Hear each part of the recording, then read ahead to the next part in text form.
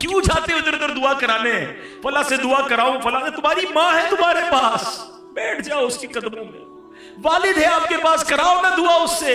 अच्छा, एक ये है कि मैं कहूं कि माँ दुआ कर दे, कहूं कि वालिद दुआ कर दे, अलग है। अरे खिदमत ऐसी करो कि बगैर कहे माँ दुआ दे दे। अल्लाह मेरे बेटे को उरूज दे, है मेरा अल्लाह मेरे बेटे को खुश रख। जब ये दिल से निकलेगी ना, आपको अंदाजा ही नहीं आपको क्या कुछ मिल जाता है। और सच्ची बात तो यह है कि आज तक जो मिला है ना, अभी भी आपके पास जो कुछ है और जो मेरे पास है, ये उन्हीं की दुआएं हैं। अरे मेरी औकात क्या है? अगर आज दुनिया जानती है, अगर आज हमारी कोई इज्जत है, जो हमारे पास दौलत है, ये उसी माँ की दुआ है जो अकेले में बैठकर अल्लाह से मांगती थी। यार एक बात बताओ, हमारे माँ बाप की दुआ में कौन सी दुआ थी जिसमें हम शामिल नहीं होंगे? कभी सोचा? कभी हो सकता है कि माँ ने हाथ उठाए हो और हमारे लिए ना मांगा हो? माँ अपने लिए नहीं मांगती होगी, हर बार हमारे माँ बाप ने हमारे लिए मांगा है। अब मैं आपसे पूछता हूं, बताओ हमारी दुआ में कितनी बार माँ बाप है? क्या ये हक नहीं उनका कि मेरी हर दुआ में मेरे माँ बाप हो? भूल गए। हाँ, लोग भूल गए अपने माँ बाप को, अपने लिए मांगते, अपने माँ बाप के लिए नहीं मांगते। हालांकि कुरान कह रहा है, कुरान सिखाता है, वकुल रब्बिरहम्हुमा कमा रब्बयानी सगीरा, मांगो मुझसे कैसे? ऐ अल्लाह माँ बाप को ऐसा रहम कर जैसा उन्होंने बचपन में रहम किया था। अल्लाह खुद सिखा रहा है कुरान में। मगर हमारे पास टाइम नहीं माँ बाप के लिए दुआ करने का। अरे अब अगर वो चले गए दुनिया से तो क्या चाहिए, और उनको कुछ पैसे तो नहीं भिजवा सकते ना। ये दुआएं हैं जो आप उन्हें भिजवाओगे, ये सदके हैं, ये नेकियां हैं, ये नमाजें हैं। इस तरह के कोई ना कोई एहतमाम करते रहा करें। जिनके माँ बाप चले गए उनको मशवरा बिलखुसूस दे रहा हूं, जिंदगी में भी माँ बाप, बल्कि हदीसों में ये मजमून मिलता है, जो बच्चा, जो औलाद अपनी दुआओं में माँ बाप को याद नहीं रखता, उसका रिस्क काट दिया जाता है। अगर लंबी उम्र चाहिए और रिस्क में बरकत चाहिए तो फरमाया दुआओं में वालिदैन के लिए दुआ करें। यार कैसी हस्तियां है, दुआ उनके लिए करूं रिस्क मेरा बढ़ जाता है, उम्र मेरी लंबी हो जाती है, मगर फिर भी दुआ नहीं करते। तो बिलखुसूस जिनके माँ बाप चले गए, मैं उनको मशवरा दूंगा, उनको तोहफे भिजवाएं। देखे ना, कभी कभी माँ बाप मिलते होंगे तो आप उनको कोई खाना खिलाते होंगे, जिंदगी में उनको कोई सूट पीस तोहफे में देते होंगे, कोई इत्र देते होंगे, ईद के दिनों में अम्मी अब्बू को कोई तोहफा देते हैं ना। अब नहीं है वो, तो अब कब्र में भिजवाओ ना। है कभी 2 रकअत पढ़ी, या अल्लाह ये माँ के इसाले सवाब के लिए, या अल्लाह ये मेरे वालिद के इसाले सवाब, आज अब्बू या अल्लाह मैंने 100 दुरूद पाक पढ़े मेरे वालिद को तोहफा, या अल्लाह सूरह यासीन पढ़ी मेरे अब्बू को तोहफा। मस्जिद के सामने डब्बा आया, जेब में पैसे निकाले, या अल्लाह अम्मी अब्बू के इसाले सवाब के लिए, ये जो पैसे आपने डाले उनका सवाब उनको कब्र में पहुंचेगा। और सोचो उनको कितनी खुशी होगी कि मेरी औलाद भूली नहीं है। हर थोड़े दिनों बाद फरिश्ता उन्हें खबर देगा, तुम्हारे बेटे ने इसाले सवाब किया है, तुम्हारी बेटी ने सदका किया है, तुम्हारी औलाद ने सूरह यासीन पढ़ी है। अरे याद तो रखो उन्हें। और मैं आपको एक और बात बता दूं, जो मरने के बाद अपने माँ बाप को याद रखता है ना, उसके मरने के बाद उसकी औलाद भी उसे याद रखेगी। जो आज अपने माँ बाप को, मरहूम माँ बाप को भूल गया ना, वो ये उम्मीद ना रखे कि बाद में औलाद उसे याद रखेगी। एक बार इसी तरह एक शख्स नबी पाक अलैहिस्सलाम की बारगाह में आया, आकर कहता हुजूर मेरे बड़े गुनाह हैं, बड़ी खताएं हैं, मैं बड़ा गुनाहगार। या रसूल अल्लाह क्या मेरी माफी हो सकती है, तौबा कबूल हो सकती है? नबी पाक अलैहिस्सलाम ने फरमाया कि तेरी माँ जिंदा है। कहा हुजूर माँ जिंदा नहीं है। फरमाया तेरी खाला है? कहा जी हुजूर खाला है। फरमाया जा खाला की खिदमत कर, अल्लाह तेरे गुनाह माफ कर देगा। यानी माँ का मर्तबा तो अपनी जगह, माँ बाप के रिश्तेदार भी बरकत वाले हो जाते हैं क्योंकि उनका रिश्ता माँ से है ना। अब यहां अगर बात सीखने को क्या मिल रही है कि गुनाह की माफी चाहिए, अल्लाह की रिजा चाहिए, जन्नत का रास्ता चाहिए, तो ये माँ बाप के कदमों से मिलता है, ये माँ बाप की दुआओं से मिलता है, ये माँ बाप की रिजा से मिलता है। हम बच्चों पर इन्वेस्टमेंट करते हैं माल की, डिग्रियां दिला दो, दुनिया दिखा दो, कारोबार सिखा दो। मैं नहीं कहता ये नहीं करना चाहिए, जायज तरीके से करे, नो प्रॉब्लम, मगर बेस्ट इन्वेस्टमेंट ये है कि उसको अच्छा मुसलमान बना दो, अच्छा इंसान बना दो, अल्लाह का फरमाबरदार बना दो। ये इन्वेस्टमेंट है। आप देखें ना, बहुत सारे लोग जिंदगी भर एक ही चीज सोच रहे हैं, यार बच्चे के लिए माल छोड़ना है, औलाद के लिए पैसे छोड़ने, जायदाद छोड़ के जाना चाहिए। बंदा कभी कहना यार आप इतनी मेहनत क्यों करते हैं? यार बच्चों के लिए तो कर रहा हूं, अपने बच्चों के लिए कुछ छोड़ के जाना है। अरे अल्लाह के बंदो, पहले ये चेक करो हलाल छोड़ के जाना है या हराम छोड़ के जाना है। अच्छा करोड़ों रुपए छोड़े, बच्चों को नेकी नहीं सिखाई, सखावत ना सिखाई, तवक्कुल ना सिखाया, माँ बाप का अदब ना सिखाया, अल्लाह रसूल की मोहब्बत ना सिखाई, आपके मरने के बाद वो करोड़ों रुपए शराब में, जुए में, हमने देखा अरबों-पति बाप का इंतकाल हुआ, इतने सारे पैसे छोड़कर वालिद गया मगर दीन ना सिखाया, वो पैसे जुए में, शराब में, बेकार बातों में लुटाए, बच्चा फिर बैंकरप्ट हुआ, घर भी बिक गया, मकरूज हो गया। और हमने ऐसे भी देखे कि माँ बाप ज्यादा पैसे छोड़ के नहीं गए मगर तरबियत अच्छी करके गए, अल्लाह को राजी करने का जहन देकर गए। बल्कि चले या जितने बैठे हैं ना उसी को देख लें, अब अपनी मिसाल ले लें, मैं अपनी मिसाल लेता हूं। हमारे माँ बाप ने हमारे लिए जितने पैसे छोड़े क्या अल्लाह ने उसमें बरकत नहीं डाल दी? कई ऐसे जो उससे आगे बढ़ गए। कैसे आगे बढ़ गए? माँ बाप की दुआएं थी और आपने कुछ अच्छे काम किए, माँ बाप ने सिखाया था। समझ रहे ना बात को? थोड़े पैसे अल्लाह ने आपके भी बढ़ा दिए, ऐसे बहुत सारे हैं कि माँ बाप के विरसे में इतने पैसे नहीं मिले मगर माँ बाप ने नेकी सिखाई, सखावत सिखाया, अल्लाह की राह में खर्च करना सिखाया। अल्लाह ने उस थोड़े माल में, क्योंकि वो अच्छा पैसा था, अल्लाह ने उसमें बरकत डाल दी। This is the message of सूरह बकरा। लेगेसी में क्या छोड़ना है आपने? अपने बच्चों को नेक बनाना है। मैं अपने बयान में एक बात कहा करता हूं, अपने बच्चों को कुछ ना कर सको ना तो कम से कम 5 वक्त का नमाजी जरूर बना दे। हाँ, इसकी बरकत पता है क्या मिलेगी? हाँ, इसकी बरकत सुनिए। अगर आपका बच्चा, आपका बेटा, आपकी बेटी 5 वक्त की नमाजी है ना, तो जब आप देखिए, माँ बाप को मरने के बाद क्या चाहिए? नेक आमाल जिंदगी के बाद मुनकते हो जाते हैं, आमाल नामा डिसकंटिन्यू। हदीस में आता है जब बंदा इंतकाल कर जाता है उसका आमाल नामा बंद हो जाता है सिवाय 3 चीजों के। फरमाया इल्म जो बाकी रहता है, सदका जारिया और नेक औलाद जो उसके लिए दुआए मगफिरत करे।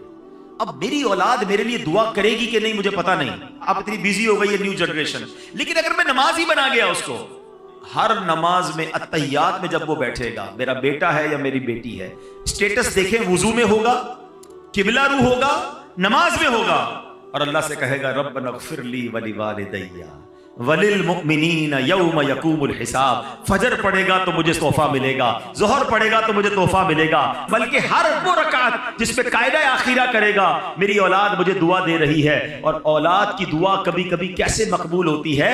हजरत ईसा अला नबीना वालेहिस्सलाम एक बार किसी कब्र के पास से गुजरे, देखा कब्र पर अजाब हो रहा है। अल्लाह के नबी थे ना, अल्लाह ने ऐसी निगाहें दी थी, कब्र के अंदर के अहवाल जान लिए। थोड़े अरसे के बाद आए, देखा कब्र में अनवार व तजल्लियात की बारिश है। ए अल्लाह, ये मामला कैसे? ये बंदा ऐसे नूरानी कब्र में कैसे हो गया? कुछ दिनों पहले तो अजाब हो रहा था। इरशाद हुआ, ए ईसा, जब ये मरा था ना, बड़ा गुनाहगार था, है? उस पर इसीलिए अजाब हो रहा था, मगर अपनी बीवी को प्रेग्नेंट छोड़कर, हामिला छोड़कर मरा था। अब कुछ अरसे बाद उसकी बीवी के यहाँ औलाद हुई, बेटा हुआ। ऐ ईसा, वो बेटा 5 साल का हो गया। जब 5 साल का हुआ तो मदरसे में गया, कारी साहब ने कहा पढ़ो बिस्मिल्लाहिर्रहमानिर्रहीम। बच्चे ने पढ़ा बिस्मिल्लाहिर्रहमानिर्रहीम। ऐ ईसा, मुझे शर्म आई कि जिस बाप का बेटा जमीन के ऊपर रहमान और रहीम कह के मुझे पुकार रहा है, उसके वालिद को जमीन के अंदर में अजाब दूं। इसके बेटे के बिस्मिल्लाह पढ़ने की बरकत से मैंने बाप से अजाब को दूर कर दिया। हाय हाय, मुबारक हो उनको जिनके बच्चे हाफिज हैं, मुबारक हो उनको उनके जिनके बच्चे आलिम हैं, मुबारक हो उनको जिनके बच्चे नमाजी हैं। अरे ऐसी औलाद छोड़ के जाना है जो मरने के बाद हमारे लिए सदका जारिया का बाइस बने। सूरह बकरा का मैसेज ही यही है, पैसे छोड़ने की फिक्र छोड़ दो। अगर अल्लाह ने उसे नेक बनाया है ना, तो उसको अल्लाह गैब से मदद कर देगा, आपके थोड़े माल में बरकत डाल देगा। जितनी स्ट्रगल उसके लिए माल छोड़ने की करते हैं, उससे ज्यादा कोशिश करें कि उसकी अच्छी तरबियत करके जाएं। अब कुरान की बात हो रही है, हमने माँ बाप का अदब करना रब ने कुरान में, जैसे सूरह बकरा की हमने बात सुनी, और एक बार नहीं, कुरान में जा बजा वालिदैन के साथ अच्छा सलूक करने का दर्स दिया गया। अल्लाह कुरान में फरमाता है वबिल वालिदैनि एहसाना, तर्जमा कंजुल इरफान, और माँ बाप के साथ भलाई करो। अच्छा, कुरान पाक का एक बड़ा खूबसूरत उस्लूब है, बहुत प्यारा स्टाइल है। कई मकामात ऐसे हैं जहां अल्लाह ने अपनी इबादत का दर्स दिया, साथ ही उसके बिल्कुल लगोलग अल्लाह ने वालिदैन के साथ नेकी और भलाई का हुक्म इरशाद फरमाया। एक आयत में फरमाया वक़दा रब्बुका अल्ला तअबुदू इल्ला इय्याहु व बिल वालिदैनि इहसाना, और तुम्हारे रब ने हुक्म फरमाया कि उसके सिवा किसी की इबादत न करो और माँ बाप के साथ अच्छा सलूक करो। 21वें पारे में फरमाया अनिश्कुर ली वली वालिदैका, कि मेरा और अपने वालिदैन का शुक्र अदा करो। ऐसा कई मकामात पर है। अल्लाह ने अपनी इबादत का जिक्र किया, राइट आफ्टर अल्लाह ने वालिदैन के साथ भलाई का, वालिदैन के साथ शुक्र का, वालिदैन के साथ अच्छा बर्ताव करने का हुक्म दिया है। मेरे प्यारे स्नेहियों, इसकी वजह क्या है? रीजन समझना है ना कि अल्लाह ने बिल्कुल इसके साथ क्यों बयान फरमाया। मुफ्ती अहमद यार खान नईमी अलैहि रहमतुर रहमान इसकी दो वजह बयान फरमाते हैं। कहते हैं पहली तो ये कि माँ बाप फैज़े इलाही का पहला वास्ता है। हाँ, यानी बंदे को अल्लाह पाक की जो भी नेमतें हासिल होती है ना, वो पैदाइश के बाद मिलती है। यानी मैं पैदा हुआ तो फिर सब कुछ मुझे मिला ना। मैं पैदा ही ना होता, मेरे माँ बाप ना होते तो मैं पैदा ही ना होता। आज मैं दुनिया में हूं किसके सबब से हूं? माँ बाप के सबब से हूं। अच्छी सूरत है, दौलत है, इज्जत है, शौहरत है, रिस्क है, नेमत है, सांस है, व्हाटएवर मुझे अल्लाह की नेमतें मिली जब मैं दुनिया में आया।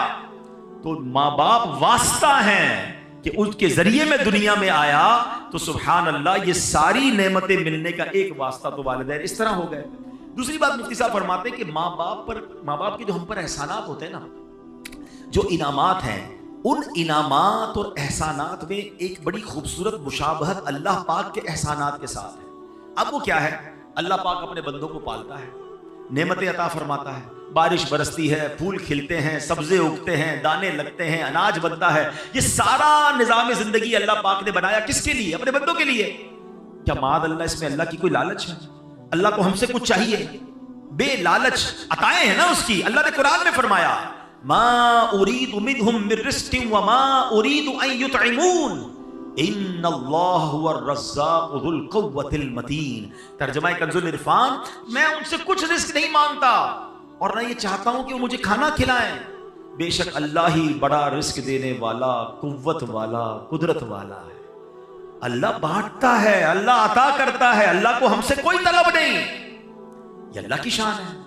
मगर अल्लाह ने माँ बाप को कैसा बनाया है कि माँ बाप बच्चे से लालच नहीं करते।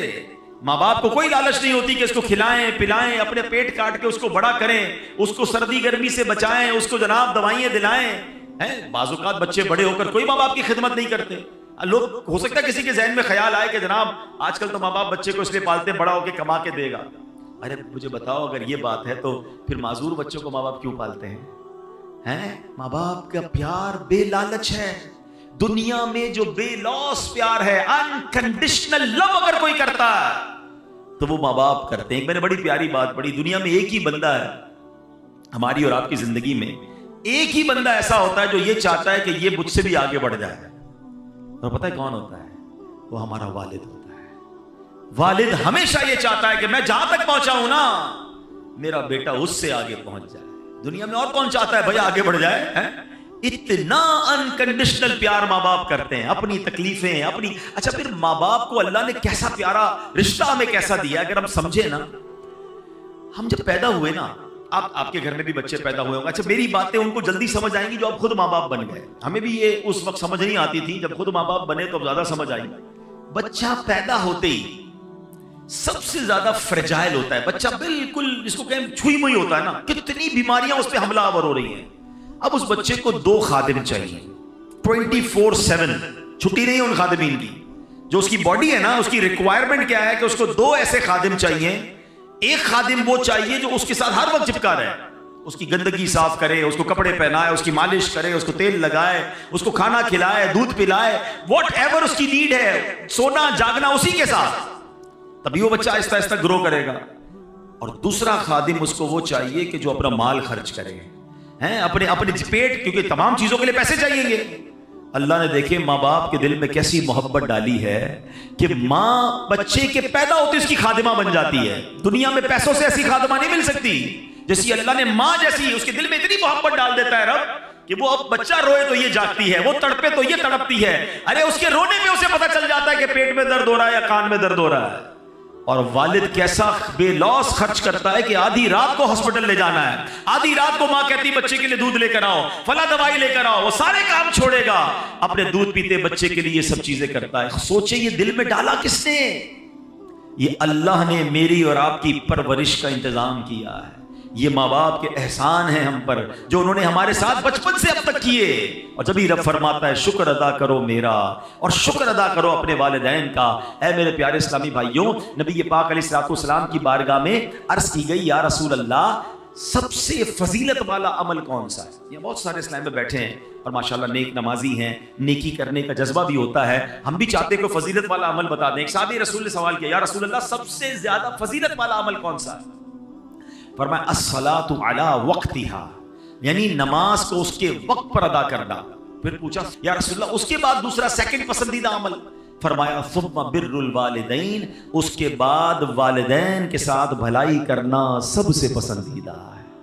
ये इतनी बड़ी नेकी है, ये पसंदीदा अमल में भी टॉप लिस्ट पर है। तो ऐ मेरे प्यारे इस्लामी भाइयों, हमें अपने माँ बाप के साथ अच्छा बर्ताव करना है। अच्छा, बाज़ औक़ात आज के ज़माने में फास्ट लाइफ हो गई, ये नहीं पता चलता कि भाई मैं क्या कर लूं ताकि मुझे ये इत्मीनान हो जाए कि मैं वालिदैन का फर्मा बरदार हूं।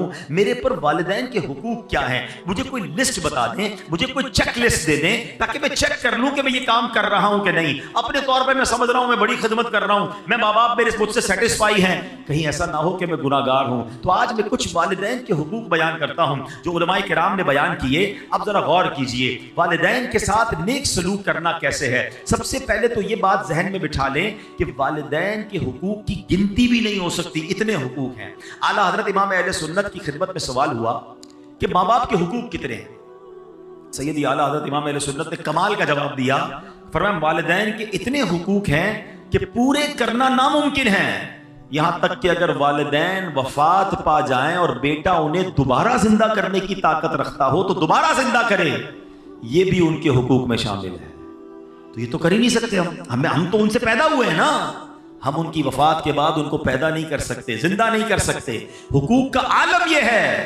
मगर अब उलमाए किराम फरमाते कि लिस्ट भी बहुत बड़ी, काउंट भी नहीं हो सकती, मगर चंद बातें अगर कोई इन पर अमल कर लेना तो ये वालिदैन के साथ भलाई करने वाला कहलाएगा। अब गौर से ये चेक लिस्ट, जितने नौजवान खुश नसीब है यकीन करें जिनके माँ बाप आपके पास हैं, पूछिए उनसे जिनकी माँ चली गई, पूछिए उनसे जिनके वालिद चले गए। हम हर साल यहाँ जब जमा होते हैं तो वालिदैन की याद यकीनन और ताज़ा हो जाती है। माँ बाप के बगैर ज़िंदगी बहुत बेरंग हो जाती है। दुख में, सुख में, खुशी में, गम में, हर वक्त माँ बाप याद आते हैं। और अगर आपके पास हैं तो आप बहुत लकी हैं।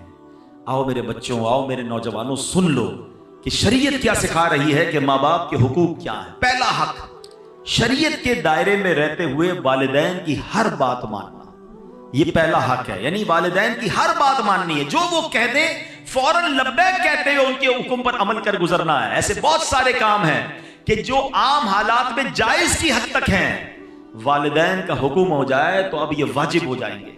मसलन खाना खाना जायज है, लेकिन अगर माँ बाप हुक्म फरमा दे कि खाओ, खाना पड़ेगा, तो अब ये लाजिम हो जाएगा, ये वाजिब हो जाएगा। अल्लाह अकबर, नहीं खाएगा तो गुनाहगार होगा। हलाल काम था, जायज था, माँ बाप का हुक्म आ गया, अब नहीं टाल सकता। बाहर शरीयत में है कि बेटा परदेश में है, अब्रॉड है, वालिदैन उसे बुलाते हैं तो आना होगा। फोन करके खत लिखना काफी नहीं, यूं ही वालिदैन को इसकी खिदमत की आदत है तो आए भी और आकर खिदमत भी करे। यह है माँ बाप के हुकूक। अब यहां बाज़ औक़ात क्या होता है कि माँ बाप इल्म दीन से दूर होते हैं तो माँ बाप शरीयत के खिलाफ हुक्म देते हैं। अब यहां माँ बाप की नहीं मानी जाएगी।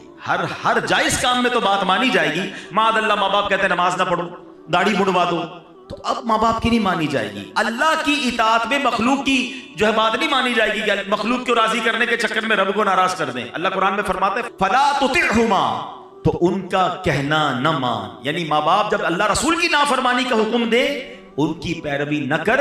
यहां एक और नसीहत है जो कुरान करीम में फरमाया वसाहिबहुमा फिद दुनिया मारूफा, और दुनिया में अच्छी तरह उनका साथ दे।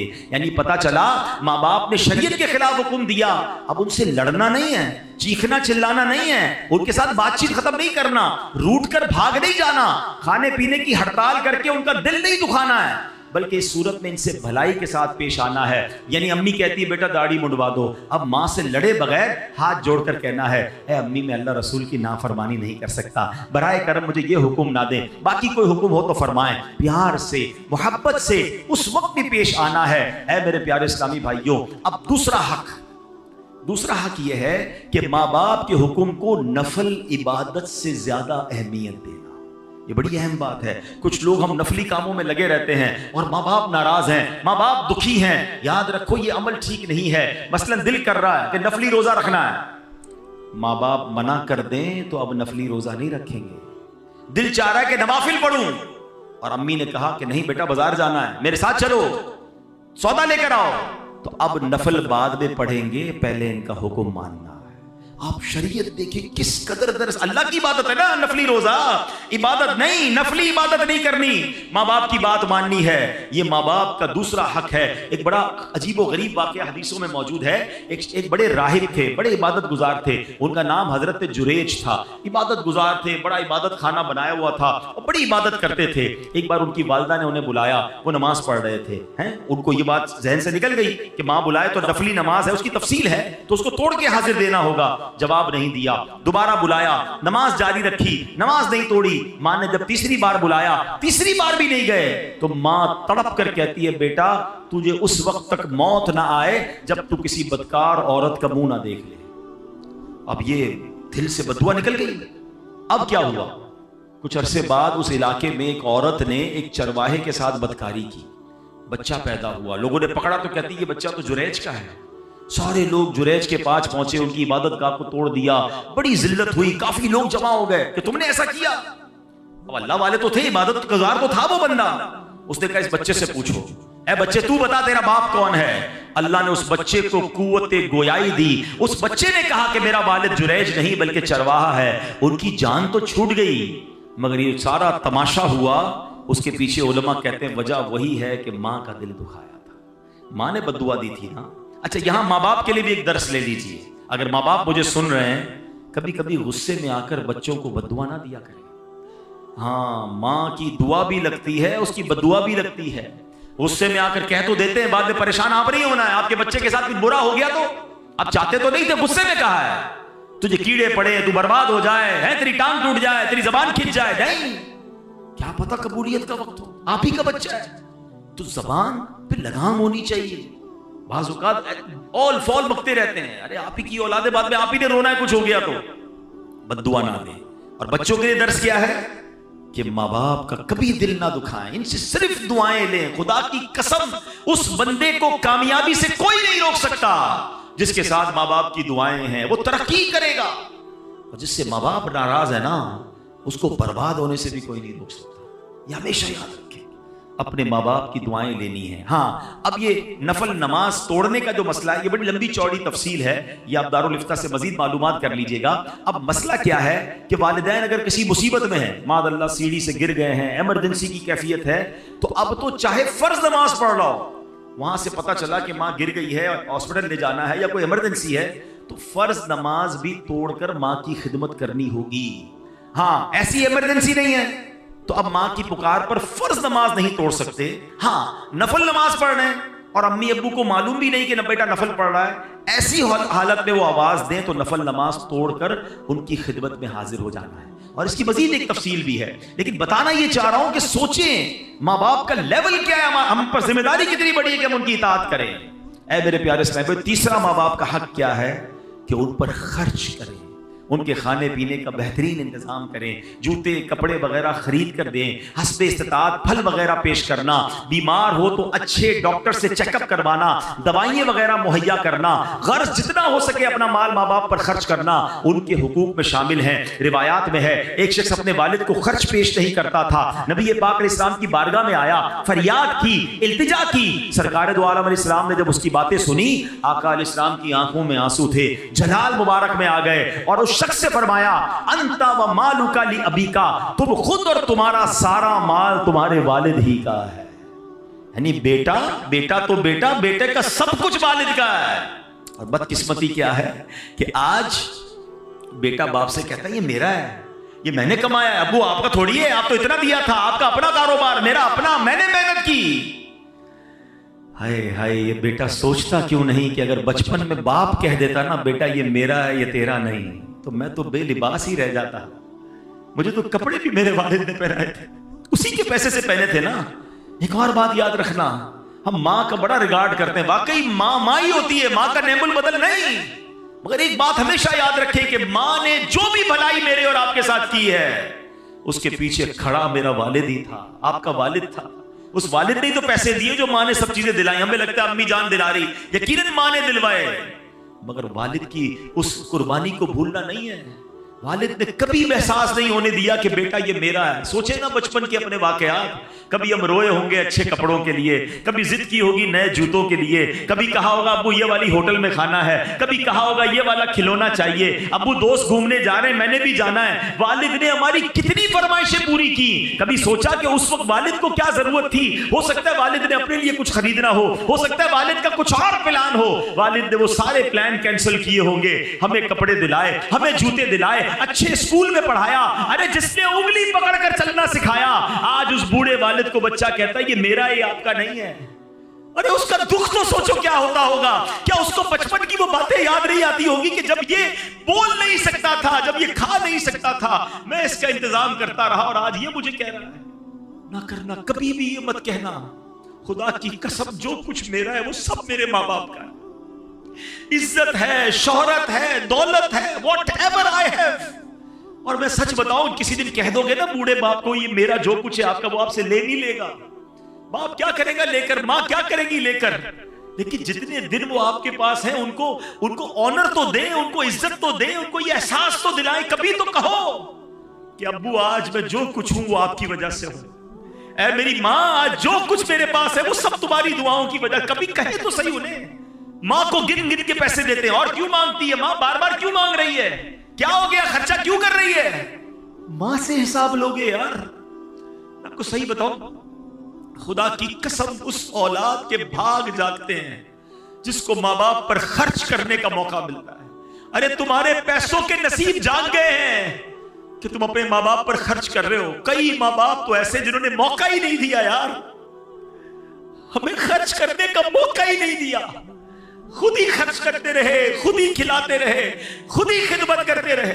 मैं अगर अपनी माँ की बात करूं, मैं तो नहीं था उस वक्त, बगदाद में था, मगर बताते उस रात भी माँ ने अपने हाथ से खाना बनाया था जिस रात मेरी वालिदा का विसाल हुआ। अरे उन्होंने मौका ही नहीं दिया हमें कुछ करने का, खिदमत करते करते चली गई। वालिद ने मौका नहीं दिया।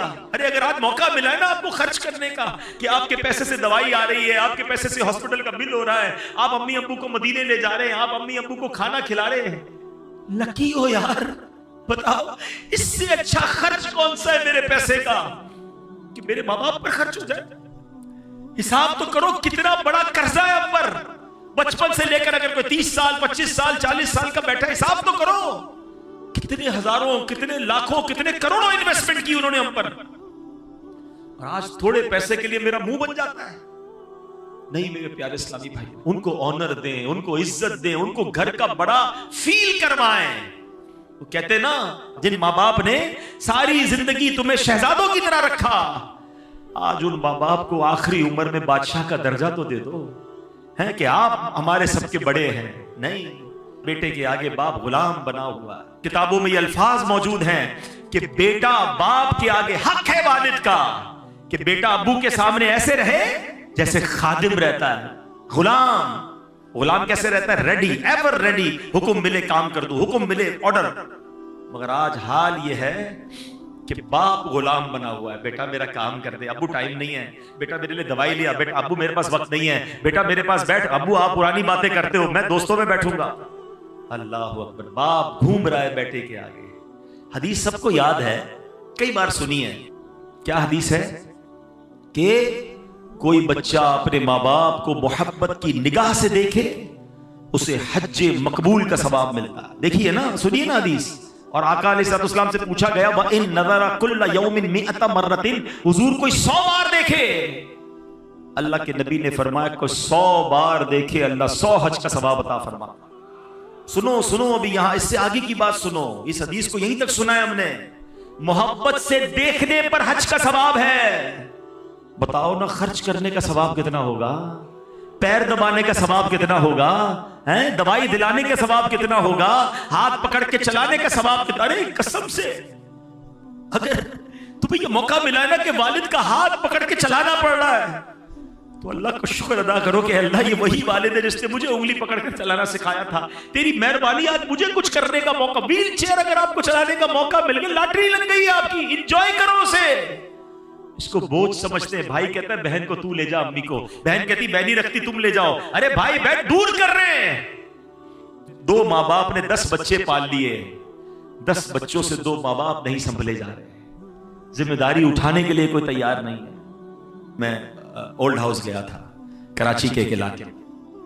मैं वहां जब गया तो बहुत सारी बातें हुई, बहुत सारे बुजुर्गों से मिला, बड़ा प्यार दिया उन्होंने मुझे। मैंने कुछ स्टोरीज सुनी कि कैसे आते हैं।